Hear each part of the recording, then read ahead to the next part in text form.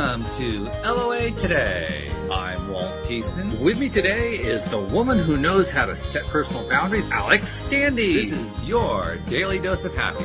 We are so happy you decided to join us today. We're kind of in another unusual Thursday in that this time we don't have a guest on Thursday. Well, we do have a guest. It's just the guest is also somebody we know real well. So Alyx is both the guest and the co-host. You're wearing two hats today. I must say you wear them very well, Alyx. I like wearing a lot of hats. You do very nicely. So, yeah, this is going to be a rather interesting conversation because we've made reference numerous times over the past months about all of the medical issues you've been going through. Mm-hmm. And, I mean, there have been a ton of them. You have had enough for 3 people, I think, maybe 4. Yeah, no, I've had enough for a lifetime. I'm good. Yeah, I take no doubt about that. And, you know, certainly that's been a theme here on the show many times over the years. People who come in, they tell their own stories, they share their difficulties, their challenges, and then their triumphs afterward. And very often how people achieve those triumphs. That's where we get our inspiration. That's where we get our lessons and how we learn to apply stuff in our own lives and so forth. By the way, something I got to tell you, and I'm letting our audience know for the first time. Ooh. I just got word of a really exciting development here on LOA Today. Spoiler alert. Everybody ready? Here we go. Spoiler alert. Starting Tuesday, April 11th. So that's a week from this coming Tuesday. Okay. Going to mark the return of Joel Elston. Joel Elston in the building. Can you believe it? I can't believe it. We're going to be doing the Tuesday shows at a different time from the rest of them. We're going to do them at 7 p.m. Eastern rather than 4 p.m. Eastern to accommodate his crazy schedule because he just can't possibly do it during the day. But you get what you get. Yeah, exactly. Yeah. I mean, that to me, it's a coup because he and I have been chatting about, you know, how could we do this? And we finally realized that an evening opportunity, an evening option was going to make the difference. And so we've been kicking it around and he came back with Tuesday at 7 p.m. I said, yeah, that works. Right. That works. I love it. I miss Joel. I had the best times talking to him. I learned so much from him. He is amazing. Yeah, I mean, you really learn a lot. And there's an example of a guy who has been through hell and back. Yeah. And look at all he's able to teach as a result of that. So I'm kind of anticipating, no pressure, but I'm kind of anticipating the same thing here. He is like the epitome of a Cinderella story. He really is. Yeah. Yeah. And, by the way, Sam Page, who does Tuesdays with me, is going to be joining us when he can on that 7 p.m. time slot. So there will be 3 of us. Cool. So, April 11th, mark it on your calendars. It's going to be good. That's the day. Unless this is all an April Fool's joke and you're just messing with us. Well, it's not the first yet. That's 2 days away. So if it is an April 1st joke, then I'm ahead of schedule. It could be a long con. You never know. It's possible. Yeah, that is true. It could be a long That's why I like to do my April Fool's jokes is like, I like to pepper them in around January. January? Well, that's not just long. That's excessive. No, you got to plant the seed. You got to plant the seed and then you got to water it. You got to add sunlight. You got to help it grow. And then April 1st, boom. You do serious April Fools if you're doing that. That's a 4-month April Fool or 3. Sometimes longer. Sometimes. Holy crap. Sometimes I start April 1st the year before. You're a dangerous girl. You know that? Yes, I am. Do not cross me. Well, considering what you've gone through the last few years, I think we can give you a little special dispensation on that one. I could use a little laughter.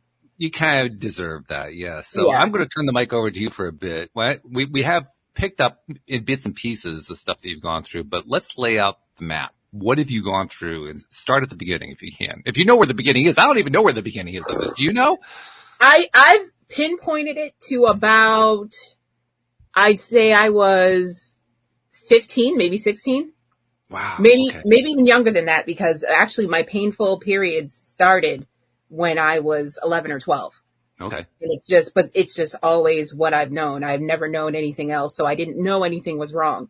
And of course, doctors in women's health, not the best. So of course they're going to tell you, it's just painful periods.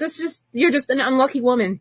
whatever. Did you catch the interview that I had yesterday? It was a woman who's an expert in menopause and perimenopause. Oh my God, no, but I'm gonna. Yeah, check it out. Check it out. And her story is not unlike, I mean, it's different because you've been through very much different things, but it's not unlike yours because she was on a horrible cocktail of stuff when she was in her mid-teens. Mental health wise or? Physically. Okay. Yeah. So it messed with her hormones and everything. Yeah. Yeah. Yeah. Mm-hmm. That makes sense. Yeah, check that one out. Yeah, I'm definitely and make sure you're in a high vibe space before you listen to the first 20 minutes. The rest of it was great, but that first, it's like any of these stories, the first bit is tough to get through. Yeah. I mean, that's a given. So take us kindly through the tough stuff. So kindly through the tough stuff. I mean, I remember my very first period. I was in the bathroom throwing up and I thought something was wrong. I was like, I didn't understand what was happening. I was 11 and I was just sick and I didn't know. But then, your mom tells you that's just how it is, blah, blah, blah. You go to doctors. At the age of 17, I said to my doctor, no, let's just take the uterus out. I don't even want kids. Like, let's just veto the whole idea. You're too young. You're going to want kids. You don't know, blah, blah, blah. Doctor after doctor after doctor told me the same thing. So I let it go. I was like, all right, fine. I'll just deal with it. Cut to, let me see, about 33, 34, I started having major issues as far as bleeding in the abdomen, stuff like that. So that's when they decided to give me an ablation. They're just going to take the lining out of my uterus, and that should solve all the problems. The only problem was I already had endometriosis spread throughout my body. Ooh, wow. Now, what is endometriosis? For those of us who don't know, and they didn't teach you in health class, that's fine. They didn't teach me either. So endometriosis. There are a lot of things they didn't teach me. I don't know about your health class. They didn't teach me a whole bunch in health class. I know. I probably learned more in my health class than you did. Probably. Mm-hmm. But so endometriosis is a disorder where the tissue inside your uterus, if everyone knows what it does, it basically, it protects the uterus. It protects the baby once it's in there. But if there's nothing in there, it sheds and bleeds. And endometriosis is the tissue of the inside of the uterus that spreads throughout the body and goes where it's not supposed to go. Wow. So it does that sickle thing where it sheds and bleeds anywhere in your body. And that's the problem. So I ended up getting thoracic endometriosis, which is endometriosis in the upper body, the thoracic region. Mine was mainly focused on my right lung. And that meant every month my lung was bleeding. And shedding, but it had nowhere to go. Wow. Until I turned 35 and I ended up in the hospital with a collapsed lung. And they said they couldn't figure out why I was having a collapsed lung. It was collapsed lung after collapsed lung. They couldn't figure out what was going on. Finally, they realized it went with my periods, but it was hard to diagnose because I had already had the ablation. So therefore I wasn't having periods, so they couldn't clock it. It's a very rare thing and it's hard to diagnose anyway. So with that issue, it made it even more complicated. So I didn't get thoroughly diagnosed for another 2 years. So you went 2 years going through collapsed lungs and chest tubes. And they kept having to drain you and all that kind of stuff. And they had no idea what was going on. No idea. Finally, one of my gynos, I went to like 3 or 5. It was a lot of them. I'm sure. And they said, finally, one of them said, do you think it could be thoracic endometriosis? And I said, you're the doctor. You tell me. You tell me. Yeah, what do I know? I came to you. Who's paying the money here? Let me get this straight. Let me ask my insurance. Let me see what they say.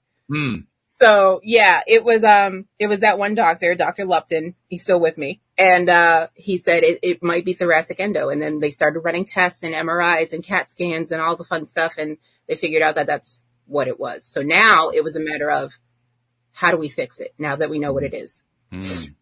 And that's when they were like, you know what? You might want to go to Boston. We don't know what to do here. We just don't. And I'm like, thank you for being honest instead of killing me. Very honest. Yeah. I appreciate it. Appreciate that, right? Yes. So, I mean, I went to Boston and saw a couple of specialists and it was weird. It was a little serendipitous. I couldn't get an appointment for like 6 weeks or so, but I was still having the collapsed lungs. So one day I got a phone call that said, hey, we have an appointment open today if you can make it. And I said, nah, because it's 2 hours away. I got to prepare my anxiety, blah, blah, blah. You have to get a ride. And then my mom was like, I'll take it off work. We'll just go. I was like, okay. So me, Kenny, and my mom got in the car. We all went to Boston and went to see the doctor, explained what was going on. She was like, yeah, I'm going to talk with my colleagues and see what we can do about it. And then she said, by the way, how are you feeling now? And I said, honestly, I don't feel my best. She said, you don't look your best. I was sweating profusely, breathing heavily in between my sentences. And she was just like, why don't you go downstairs to the ER and get checked out before you go? And I did. And I ended up staying 2 weeks. So wow. Yeah, because my lung was full to capacity to the point where my heart was pushed over to my left. Oh my goodness. Yeah, it was bad. It was bad. So I had to have a chest tube put in immediately. I ended up with the chest tube in for 7 days and then like 4 or 5 days of just recovery. And then I went home, but I had every single doctor in the hospital in my room at that point, and they all came up with a plan. Everybody had a body part to figure out. So it was like a great team. It was like a Grey's Anatomy episode. It was fantastic. And I was the main subject. So it was great. Wow. Yeah. That's incredible. Mm-hmm. So what happens at that point? So after that, that's when we decided to, have, it wasn't a pleurectomy. The pleurectomy was the last one. They did something to my lung where they went in there and they scraped all the endometriosis that they could see, and they scraped it all out, and then they resealed the lung. So hopefully it would inflate and it wouldn't collapse anymore. They also did a dual surgery. So the gyno took out my uterus and my right ovary. They left the left ovary because of things that could happen with hormones that could cause me to have heart disease or osteoporosis or any other type of issue that can come with lack of estrogen. So that's why they left the ovary. Well, it turns out that wasn't a good idea because estrogen fuels endometriosis. So if it's anywhere in your body, it's going to keep growing if it's fueled by estrogen. So 6 months later, we figured that out after a couple more collapsed lungs. And I remember the sequence too, because I remember when you had that that was a major surgery that was going on. Yeah. It was really major surgery. And I remember that. And I remember thinking, great, this is going to resolve it. And then it was like 6 more months of, well, we're not quite there yet. Like, wait a minute. What's going on here? It was like, oh, go with God. You're all fixed and everything. And then it was like, great. And then I was like, yeah, you know what? My lung feels a little heavy. I'm having trouble breathing going up the stairs. I'm going to go get checked out. And lo and behold, I was full again. It was time to go back in. Wow. Yeah. How is this affecting you during that time mentally and emotionally? Mentally, it was a struggle. It was a struggle. If I didn't have my team and my support system, I don't know where I'd be, to be honest. I mean, it was like I had my mom, Kenny, my nurse, my psychiatrist, who did most of the legwork. He was like, squeaky wheel gets the oil. Which doctor do I need to call now? Well, you need somebody like that in your corner. Yeah, that's Dr. Sam. That's my dude right there. He don't play about me. That's one thing. That's great. That's having somebody like that is just really powerful. Yeah, he's my pit bull in my medical corner. Yeah. Tell that. Wow. When you think about what you went through though, because I'm sure this was like the ongoing thought. You wake up in the morning and you're back on the same thought train again because you can't really get away from it. It's right there. When we're dealing with stuff that's high trauma, I'll call this a high trauma extended event. It wasn't a single event. It was a series of events, but I'll just call it one extended event. It was a series of unfortunate events. Yeah. But when you're going through high trauma like that on a regular basis, so that it's a chronic condition, that's really what this was, a chronic condition. It plays on your mind. I mean, I don't care what kind of trauma you're talking about, it's going to play on you. Yes, definitely. How did you get through all that? Because a lot of people will think, well, on the one hand, I could probably get through that. On the other hand, I have no idea how I'd get through that. And there may even be people listening right now who are going through something else that has a similar level of chronic trauma going on. Give people an idea. How do you get through something like that? Again, I have to give it to my team, my support team, and everybody made sure that I didn't feel sick. So distractions were a great key. Kenny would be like, oh, let's go to the park, or let's go to the beach, or let's go do something, safe enough that I can do, like not like a long walk. Can't do a long walk, but like things that I can do. Let's go to the movies. Let's go do this. Let's go do that. And things to keep my mind off of it. But also the love and support I got from people outside. Like, oh, we know you're going through this, but we have your back. You're going to get through this. It's going to be great. Wait till the end. And that's what I had to keep thinking of, is wait till the end. Wait till I get better. Because that's ongoing, right? I mean, your mind is constantly going to the negative, and then you're having to pull it back to the positive. Mm-hmm. Mm-hmm. Especially when you're confused about your symptoms. So I was like, oh, I can't breathe. But it could be just because I gained weight and I'm walking up the stairs. So I would brush it off, and then it'd be too late and I end up in the hospital. So don't do that. Always, if you're having any symptoms, go get it checked out. You need to. Listen to your body is what that is. Listen to your body, yes. Yeah, okay. So, all right. So number one key, make sure you have a good team on your side. Yes. Never settle. Always advocate for yourself. And like my psychiatrist says, the squeaky wheel gets the oil. Yeah, that's always been true. That's been true for generations. So, yes. All right. So there's a couple of survival techniques. So you're in the middle of surviving this thing and trying to find a way out. Did you despair? Probably a couple times. I've felt helpless. I was like, I literally have to lay in bed. I can't do anything. I physically can't get up. There's so many things around the house that needed to be done, but I can't get up and do them. And then I have to depend on other people to do them the way that I do them. So that was like a mental toll, messing with my head right there. I was like, you don't clean like I clean. It's not clean. So I had to deal with that, and I had to get over it. Honestly, I had to just let people help you. That's what I had to learn.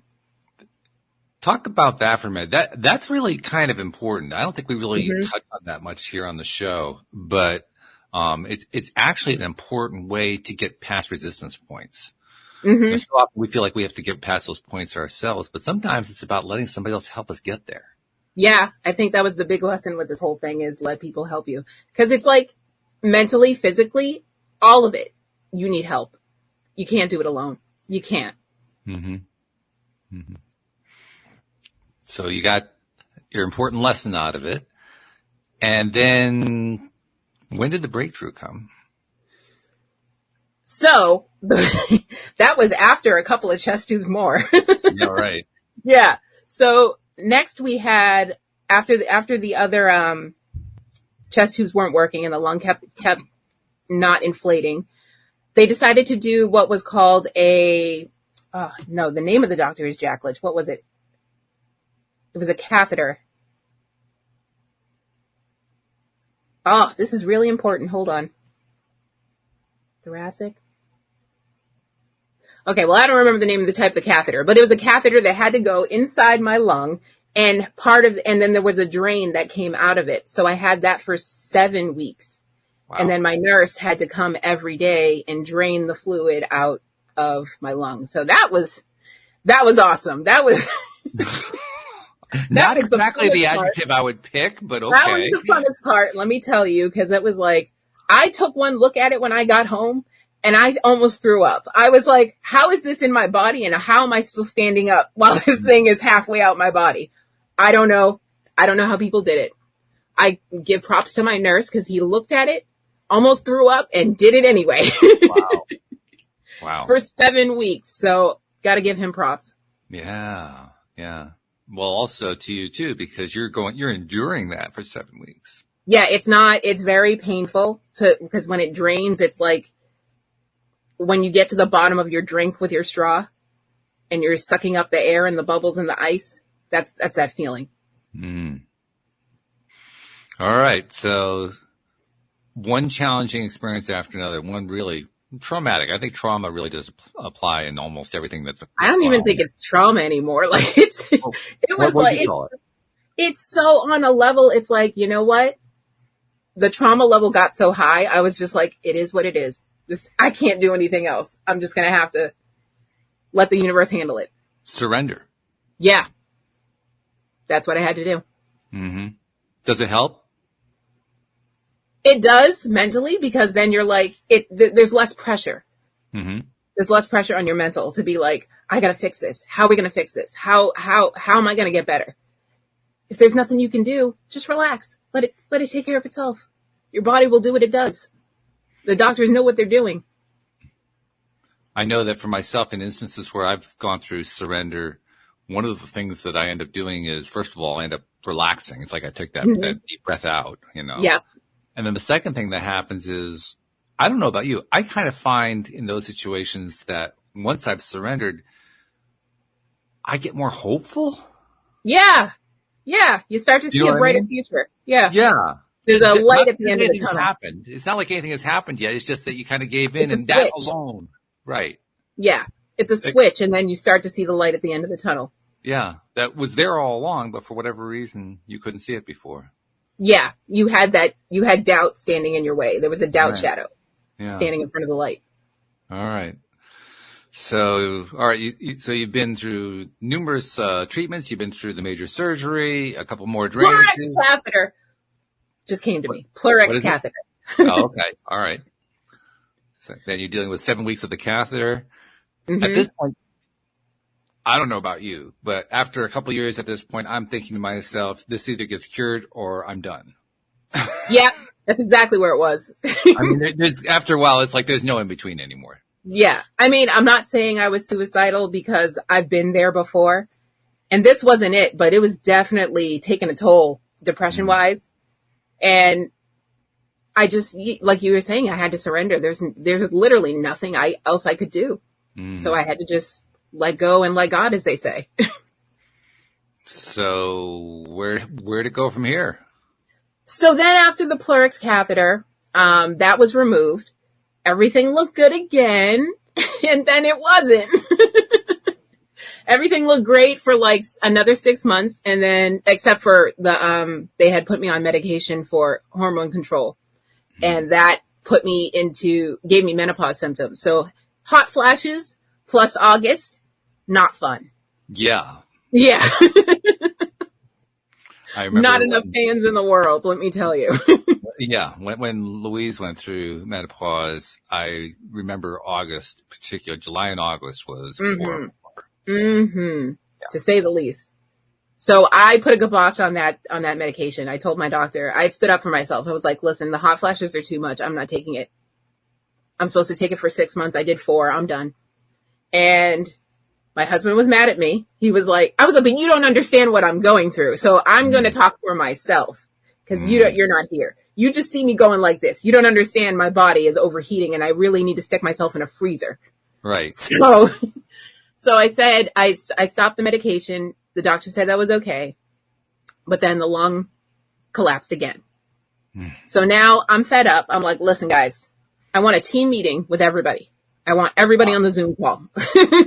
I want all the departments on the Zoom call within the next week. And they did. And one doctor was in surgery, took a time out of surgery to come to the Zoom call. I was like, okay, I feel good about this. Yeah. That was the thoracic surgeon. That's his job, is the lung area. So he had to be on the call. Yeah. The person on the table and their family weren't too happy, but yeah, I get it. I mean, I'm hoping it was like a dual surgery and his part wasn't ready yet. I hope they were just left there. I hope they didn't just put the scalpel down and go answer the phone. Whoa. Wow. But yeah, so we got everybody together on the call and we decided that removing the last ovary and killing all the endometriosis and basically putting me into surgical menopause was the only legitimate option. And Kenny came up with that idea. He did all his research and he's like, I think this is the only way to go. So he said it to the doctor. The doctor was like, we agree. Wow. We agree. So plan the surgery. And then I think it was a month later. Yeah, because that was in December. And then January 11th, I had my last surgery. I had a pleurectomy and an oophorectomy, which means they removed my last ovary and they took the lining, the endometrial lining out of my lung. Okay. So now I'm breathing better. Well, by the way, they had to break my rib. Didn't find that out. Found that out last week. They were like, we could, the CAT scan said, it was a follow-up CAT scan, and it said, previously fractured rib, newer than 12/20. And I was like, I don't remember breaking a rib. And then I'm sitting there thinking, oh my God, did I move wrong and do something during my healing time? And then I call my doctor. They're like, oh no, we had to break a rib to get in there. I'm sorry, we didn't tell you.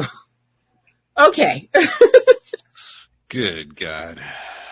I mean, there was other side effects of each surgery. I lost my appendix, but it's okay. You don't need it. At least that's what they tell you. I no longer have the ability. Like misplaced it someplace. No, I woke up out of surgery and found out on the family group chat that they had to take my appendix because there was endometriosis on it. And I was like, I woke up without an appendix, but that's not the surgery I went in for. Yeah. But that's okay. Like I said, didn't need it. Right. Wow. All right. Well, so now you're almost 3 months removed, not quite, but two-thirds months removed from the last surgery. Mm-hmm. Feeling good. I feel good. But you also have a history of having gone months at a time. So is that hanging over you, or are you able to? A little bit. It's a little bit hanging over my head, but at the same time, I do feel better than I have felt in the past. So I feel like this is the last. I mean, like, they took all the endometriosis and they took anything that can make endometriosis out. So, like, I don't know how it could possibly happen again, but we'll see. Well, you also raised the point earlier that some of the stuff that they took out plays a direct role in the production of estrogen, and your body needs that to a certain degree. So I imagine there's some kind of supplementation going on. I don't know exactly how that would work. Yeah, I'm on hormone replacement. I'm on an estradiol patch, a very, very, very low dose, because they don't, again, want to fuel the endometriosis. But at the same time, being without menopause causes a lot of problems. So I'd have to be on something. Otherwise, I'd be going bananas. Understandable. Yeah. And do they, I think I probably already know the answer just because of what you've gone through, but do they have any clue as to why the estrogen is driving the endometriosis in the first place? That's just what endometriosis does. That's its fuel. That's what it eats. So, because other people, lots of women have estrogen and they don't have endometriosis. So it makes me wonder what the difference is. Nobody knows where endometriosis comes from. It just shows up. It's just in your body. And then estrogen makes it worse. Then also too, it doesn't know how it travels to other parts of your body, but it can be found anywhere. Yeah. So less than 15% of women get endometriosis, and even less than 5% get thoracic endometriosis. Yeah, you were one of the lucky/unlucky few. I'm always one of the lucky ones. Yeah. We need to change your luck, girl. No, I'm feeling pretty lucky. I mean, I went through a lot of drama, but like, I'm on the other side of it still smiling, so I'm still lucky. So you think maybe it's already flipped? I can't see how it couldn't. Okay. Well, ultimately, we know vibrationally that's the key anyway. If you believe that it's changed, then it changes, regardless of what's going on. Mm-hmm. So let me ask the obvious question. Do you feel like that's playing out? I do. I do feel like that's playing out. I'm getting healthier every day. I went for 5 walks this week, and that's better than the 0 that I usually go on. So that's a significant improvement. Mm-hmm. And more importantly, how do you feel after the walks? Not as bad as I used to. I used to be out of breath. I used to be sweating. Like when overweight people exercise, I was having those symptoms. I was flushed. It was, and from a walk, it's not even, I wasn't running. I'm not running a marathon, just a walk. Yeah. But yeah, now I feel 100% better. You do? Okay. Mm-hmm. Well, that's a sigh of relief to hear that. And I'm sure know. For you. Yes, it is. And for everybody else who's been riding through this whole thing with me, especially my husband. Oh my God, that poor guy. Well, credit to Kenny for being there, for being supportive in the way that you needed him to be. That's important. that ties back to what you were talking about earlier, having the right team on your side. I mean, this kind of ties into the larger theme that we've talked about a lot, that the social connections. Calling it social connections is kind of just a generic way of saying who you're connected to and what kind of connections you have. But really, in this case, it's familial connections and professional connections, medical connections. They all are kind of under that one umbrella. But those connections, man, they're vital. Yeah, they're necessary. Networking is key in any type of situation you're in. You got to know people. If you didn't have the connections that you already had, and you had a fairly good support network even before you went into this, what would you have done in the midst of it? Because there are people who quite commonly, the ones who are most at risk where the lack of connections are concerned are the ones who experience issues of various kinds. And once you're in it, it feels like, well, now what do I do? It's too late. And even if I have just learned the importance of building connections, I can't do it right now. And yet you got to do something. And I know it's kind of an impossible question, but based on what you experienced, if you didn't have the connections that you had, what could you have done? Can you speculate on that? Social media, because I learned a lot of things from TikTok, believe it or not, and Facebook groups where I had the same issues as other people. So other people are experiencing different things, but within the same confines of what you're experiencing. So if you join these groups based on whatever's ailing you or whatever issue you're having, you have like-minded people talking about your situation and you get different perspectives. So is it the information that comes from the perspectives? It's information. It's camaraderie. It's a bunch of things. Okay. Interesting that you should mention that, because so often we hear people complaining about social media and about the detrimental side of it and so forth, and stay off of it like you stay off the news and all that kind of, and here you are talking about the positive side, which is first of all, a good reminder that everything is, two sides. It's not all black or all white. It's right. There are elements of both. And even more than that, you found something that not only was it helpful, but you could celebrate it. Right. And I actually created my own Facebook group. You did? You created a new one? I did. Yep. I created a new one as a support group for thoracic endometriosis survivors and their support people. And people have been finding their way? Yeah. That's very cool. Yeah. It's kind of cool to start a medical group. Yeah. That's really nice. I like that. I got to ask, other than your story, and your story is a significant one, are there any other success stories coming through that group? I haven't heard success stories. I've heard mostly stories of people giving up, unfortunately, because of where they are. Me being lucky, I'm near Boston, which is where the top people are. Yeah, that's so capital of the world right there. Yeah, exactly. I was at Brigham and Women's, so I was very lucky. But there are other women who are nowhere near us that can't get the help they need because doctors don't specialize in this issue. They barely know anything about it. They barely even know how to diagnose it. Yeah. Most people get diagnosed by accident or by being near death. Okay. Wow.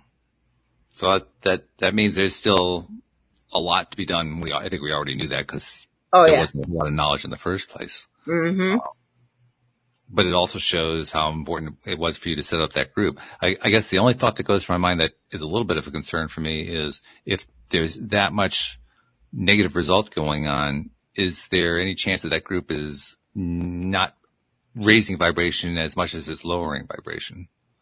I feel like it's a safe space for everyone to tell their story or how they're feeling about what's going on with them, or to bounce ideas and symptoms off of each other. So it's more of a safe space more than like positive or negative. It's just a place for discussion. Well, if you're in a bad space, safe is a positive. Yes, it is. Because and I also think that when people are sharing their stories in the group, you're helping out other people, whether it's positive or negative, you're helping out other people because, like I always say, tell your story. You don't know who you're helping that day. I think it's a kind of a reminder that positive and negative are actually relative terms. They aren't absolute. Mm-hmm. So, I mean, if you're in the depths of despair, anger is actually a positive by comparison.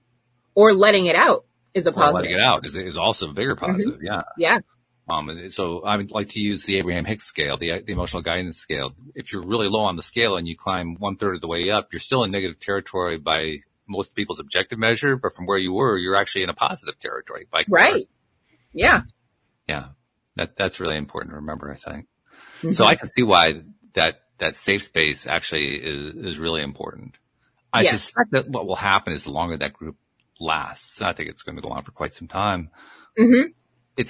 You're probably going to start. I mean, you are already a success story, so you are able to share that with other people in the group. Yes, and I think there's probably going to be more. Mm-hmm. I make TikToks about what I'm going through. Mm-hmm. Shove my husband in there a couple times because you know you need your support team to talk about what they go through. Mm-hmm. You know, because it's not just you going through it alone. Right. Yeah. Yeah. Those support mechanisms are vitally important. I don't care what kind vitally, of like you don't even know. You don't even know until you need it. All right. So let's take the assumption that you really are through it all. Fingers crossed. All right. So let's start with that as our presumptive stance. Where do you want to go next in Alyx Standy's life? I got things to do. I got a house to buy. I got a business to start. I got things to do. Matter of fact, I'm doing an entrepreneurial masterclass with Dan tonight. So really, I got things to do. Yeah. Say hello to Dan for me. I will. Yeah. Cool. Now, is this tied to Kenny's tattoo parlor, or is this something else? Yes, it is. It is. Okay. Kenny Savage Tattoo. We're getting ready to open up a brick and mortar as soon as we can get everything in order. Ha. It even rhymed. That was pretty good. A little bit. So, do you have a timeline on that? I don't want to put a timeline on it because that puts pressure on us. If you don't, you know what I mean? Like, yeah. Okay. So it happens when it happens. Exactly. We're a very it is what it is type of family. So well, it happens when it happens. When you go through what you go through, you kind of have to live moment to moment. I mean, we talk about that a lot. Living in the now. Mm-hmm. Living in the now is a very powerful thing because when you do that, you're basically saying, I can't deal with all that past stuff and I can't deal with those future things I'm trying to figure out that I'm scared of. So I just have to live right now. Yeah, exactly. Do what you can do today. Mm-hmm. And it's a very powerful space to be in because when you can maintain that, that's the real challenge. That's the key. When you can maintain that, that's your best chance of being high vibe. Mm-hmm. Very true. Yeah. And we know the So I say high vibe. So that also, it leads to an obvious question. Mm-hmm. I think I know the answer, but I want to ask it anyway. To what extent throughout all this process have you been able to be high vibe, truly high vibe, and to what extent has it helped? That's a good question. Well, I'll start with the last part of the question first. Yes, it has helped being high vibe. I think without you and other people that I've met to get me to this level of high vibe, I don't think I would have survived, to be honest. Really? Yeah. Too many hospital visits, too many chest tubes, too many moments alone in my head. Yeah. I wouldn't have survived. Wow. Well, good for you. Thank you. you. For you to get through that. Yeah. But let's go to the harder question, which was the first part, which was to what extent were you actually able to stay there? The reason I want to ask that question is I think we have this construct in our minds, especially when we're in the midst of a really tough situation, a challenging, a traumatic, whatever situation, that we have to always be high vibe. And that's just not realistic. It's just not going to happen at the time. That's too much stress. That's putting a date on yourself. In a sense, yeah, it is. So what I like to try to understand is, to the best of my ability, how much can I evaluate? How much high vibe do I need to get to? Like, if I'm high vibe X% of the time, that's enough. What's X? I just need to laugh 3 times a day. That's my bare minimum. I just need to laugh 3. I don't care how it comes. I don't care if I got to turn on a comedy special. I don't care if I got to make my husband tell me a joke. I don't care if I got to go on TikTok and go down a rabbit hole. I need to laugh at least 3 times a day. That's a good rule of thumb, actually. Yeah. Spread out throughout the day? Spread out throughout the day. Yeah.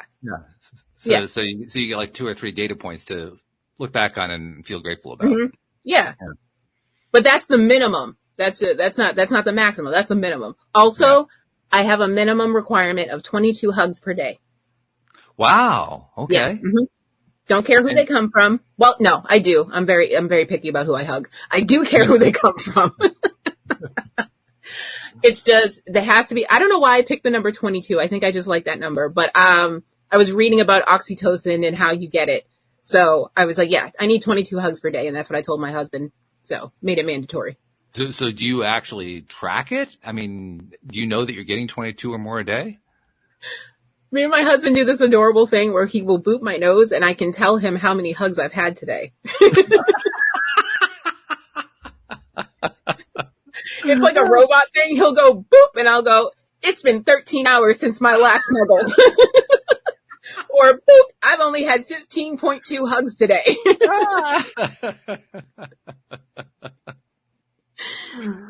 Oh, that's funny. That's good. Yes, well, I keep track. Apparently, yeah. Mentally, if nothing else. But yeah. How often do you think you hit your quota each day? I mean, it's been getting less and less because as we're getting back into the heavy set of getting into work, and now my husband's back at work, he's not home taking care of me anymore. So, it's down to, it's in the 10s, the 10 to 20s, but it's still up there. Okay. But every single day? Every single day. Mandatory. Do you do like a neopositivity? He puts reminders on his phone to give him an alarm every 20 minutes or something to do something positive or do an affirmation or whatever. Do you clock it like that? We do have a 2:22 alarm, which is, it doubles as my I have to pee alarm because that's another story. And then it's also it's our soul number for me and Kenny's soul number. So at 2:22 every day, we stop whatever we're doing, text each other, we love each other, or give us a hug, or I love you, or whatever. Okay. All right. I hadn't heard that one before. That's cool. Mm-hmm. That's another way to really leverage and lean on your connection. Yeah, exactly. That's really great. I love that. Yeah, we love it too. We're corny like that. All right. Hey, it doesn't really matter whether it's corny. Who cares what anybody else thinks about it? Oh, I don't care what anybody else thinks. Well, I know you don't. You have such strong boundaries that just... True story. True story. I mean, if anybody were to come along and try to impose upon you, I would pity them if they tried to. If they ever came along and tried to impose on you what they thought you should be doing to deal with the situation, they might be lucky to walk out alive. They might be. I've gotten a lot nicer in my old age. I'll say that. Okay. You've mellowed a bit. I don't go straight for the throat punch anymore. I actually let me think about my words. I don't care how it makes you feel, but let me think about how I want to appear. So you're going to be a little bit kinder about it. That's good. Just a little. Just a little. Not by much, but growth takes time. It's true. Yes. I'm not, back when I was a teenager, I was just punching people. I didn't even say anything, but now I'll use my words. I still punch you, but with my words. I punch you with love. Because I'm going to say goodbye, but it's going to be the best goodbye you've ever had. So I'm going to let you know why I'm leaving, how I'm leaving, and when I'm leaving. So let me see if I can get you to kind of tie all this together. We talk here on the show a lot about the various journeys that people go through, and especially the challenging ones, the ones that have crashes and burns and all that kind of thing. Yep. And inevitably, in any of the stories that we hear along those lines, there are certain things that the person comes out of it with, like they don't want to have to ever repeat any of the events. But there are things that they learn from it and that they adapt and grow from it and so forth. Is it too soon for you to answer, or can you identify ways that this whole horrible experience has actually helped you to grow and to become stronger and a better version of Alyx? I want to bring it back to the point that we were making earlier about a support team and not doing it by yourself and depending on other people and letting people help you. That is the big one, because as an independent Black woman, you do everything yourself. You pay your own bills. You do whatever you have to do. But there are people placed in your life to help you along the way that you're not utilizing, and you should. How do you see that helping you even more going forward? I feel like I've learned that I'm not alone. And that is a very important point. And to use that for anything, like, as I'm writing my business plan, I'm reaching out to people that already have businesses. And I'm like, oh, how can you help me here? I'm less afraid to ask for help. I think that's what I've learned. Why do you think people are afraid to ask for help? We don't want to feel stupid that we couldn't do it ourselves. I think that's usually what it is. You think that's the root of it? I don't know if that's the root. I'm sure everyone's got their different reasons, but I think mainly we want to be able to do it by ourselves so we can say we accomplished it all by ourselves. Because for some reason that means more than if your village helped you. And yet you've come out of the other side so far with an appreciation for the village's help. Yep. So how exactly does that, I mean, I can tell it must have transitioned that belief. Yes. But talk about how it has. Talk about what that transition is like. I think it has to do with also while you're getting older and realizing your bounce back factor isn't what it used to be. So whatever you're going to do, you're going to need help getting out of it.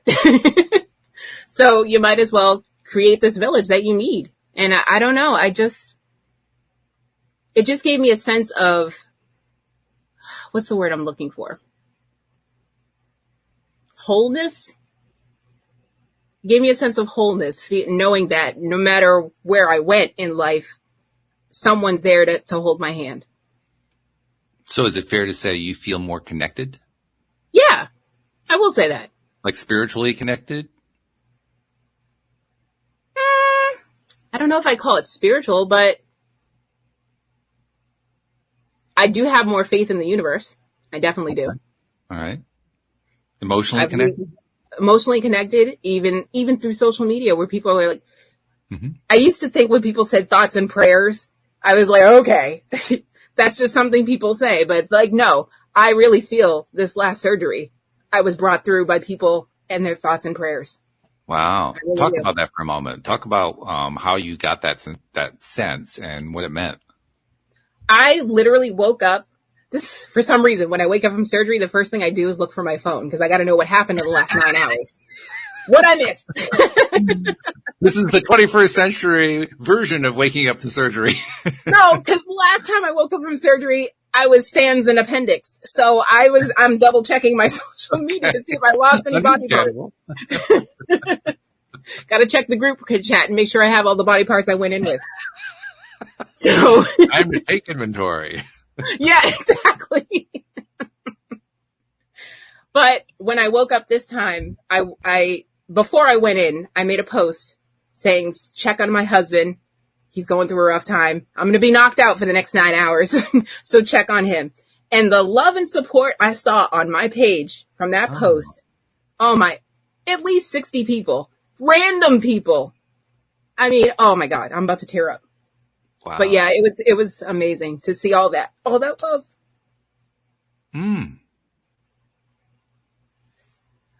Okay, I'm good. I don't think I've ever seen you break up emotionally like that before. That's you have, because I talk about you all the time and how I've gotten here because of you. Well, thank you for that. I appreciate You're welcome. that. But I still say, I mean, you don't show that maybe you've experienced it. That's the most I've ever seen you show it. I think I can say it that way with complete honesty. Okay. Wow. That was a lot for Alyx. Yeah. Yeah. Well, I felt it all that day. I did. You're still feeling it now, I can tell. Yeah. Mm-hmm. Yeah. And it's meaningful. Yes. It's an amazing feeling to know that people care that much about you. Does it change the way you feel about people?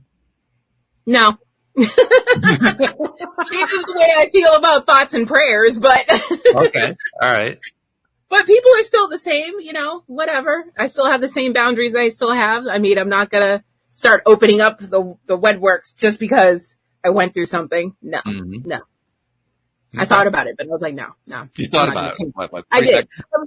For like 2.5 seconds, I was like, maybe my dad should know what's going on. And then I found out he does and doesn't care. And I was like, oh, okay, then bye. Okay. Well, that makes sense. Then keeping that boundary in place makes a lot of sense. Exactly. Yeah. But it opens your eyes and makes you have different perspective for different things. So I thought about it for a second, but no. Then I came back to reality. Is there anything that has shifted? I mean, you talked about a moment ago just how it opened your eyes to different things. Is it something where it opened your eyes to something that you've hung on to because you say, "Well, that's cool. I'm going to keep that." My agoraphobia. Kind of put it to the side a little bit. Okay, talk about that. I just decided that I don't even think I decided for myself. I think my brain was just like, listen, life is short. Do we want to spend it inside for the rest of our lives? Wow. No, we don't. That's significant. Mm-hmm. I mean, let's be honest. You fought for your agoraphobia tooth and nail for quite some time. I did. I was like, I love my comfort zone. You ain't gonna get me out of here. I remember those conversations. It's warm and comfy. And now that's shifted. That's really something. Yeah. Mm-hmm. How does that feel? Like a weight has been lifted. Really? Okay. Mm-hmm. Yeah.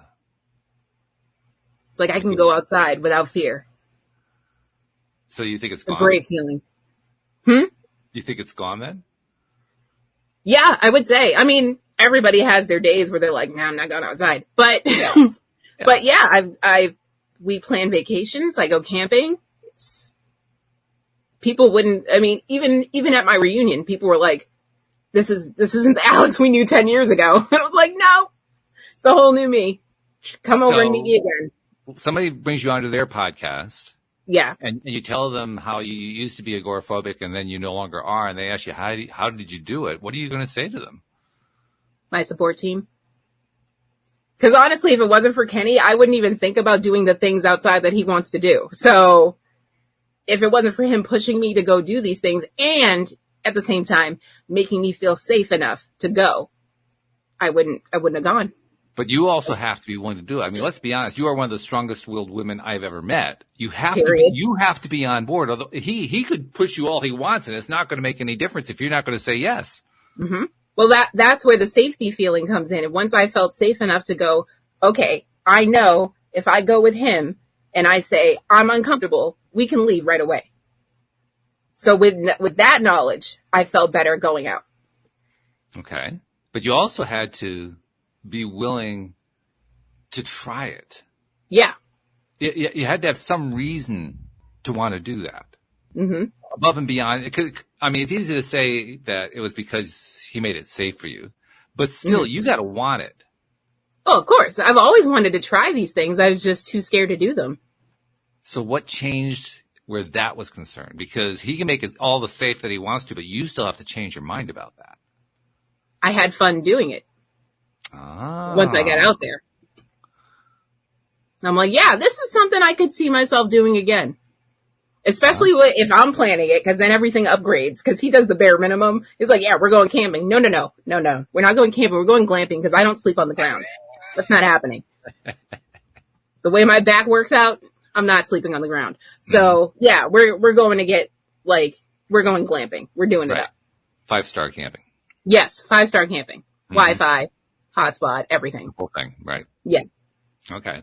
But you just said something really important, I think. And I suggest maybe as part of the answer when we have that hypothetical podcast visit where they ask you the question, which is, it's having the connections, but it's also being willing to find out if you like it. Right. That's the key. That's where. And some things you're like, I don't know, that doesn't seem like me. And then you try it and you're like, all right, I had fun, but would I do it again? That's when you got to think, like, would I do it again? And if the answer is yes, then do it again. It reminds me of early in my relationship with Louise, when we first got married, I took her to the lake where my parents lived and where ultimately we ended up living for a year in Virginia. And I told her that one of the things we like to do every summer when we go there, my brother, my sister, and I would rent a jet ski and just, jet ski around the lake. And she said, "You're not going to get me on a jet ski. It's not going to happen." And the first time I got her on the jet ski, once she experienced it, I couldn't get her off the jet ski. Yep. That's how it happens. Now I'm calling Kenny like, hey, you want to go camping this weekend? Sure. Let's go. I was like, I just booked a site. We're going camping. Okay. Get the food, get the cooler. That's really cool. That's really cool. Well, because you've been there. You've seen how far I've come. Oh God, yes. Yeah. Yeah. That's one of the reasons I'm glad that we did this episode so that other people can hear it and see it too. Yeah. You have been going through, first of all, one of the most rough roads I've heard of in a long time. Although I had a guest on Tuesday who easily rivaled it, but nevertheless, it's not like these things are comparable anyway. You know, right. To their own. Yeah. But more than that, yeah, it's palpable growth. I can see it. I can feel it. Literally. Yeah. And feels good. It's fun to see the Alyx that's coming out the other side, and kind of makes me wonder who's it going to be a year from now.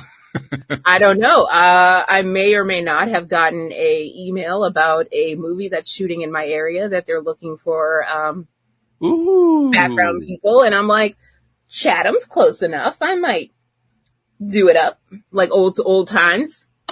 It's been a while since I've been in a movie.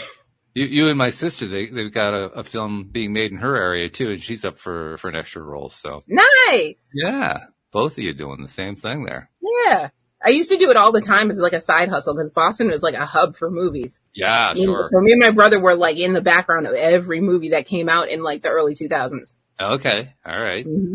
Yeah. Oh, that's cool. Yeah. PJ doesn't have quite the same opportunity. Tryon, North Carolina doesn't really get a whole lot. Yeah, it's not.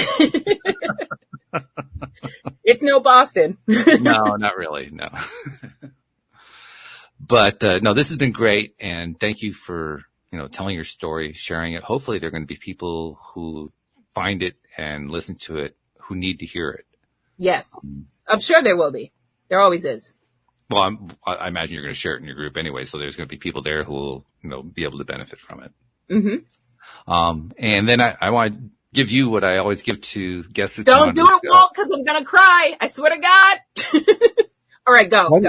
Why do you think I do it? I know, but I cry when you say it to other people. So I'm like, oh no, it's my turn. Okay, here we go. So Alyx, there are people you've never met and you've never seen, never will meet, never will see, who are benefiting from what you're telling them. So on their behalf, thank you for what you've been doing. And we're so glad that you're coming through the other side so that you can tell that story more and more. Thank you. Yeah, this is really good stuff. So thank you very much. And thank you to our podcast listeners everywhere. We'll see you all next time here on LOA Today. Goodbye, everybody.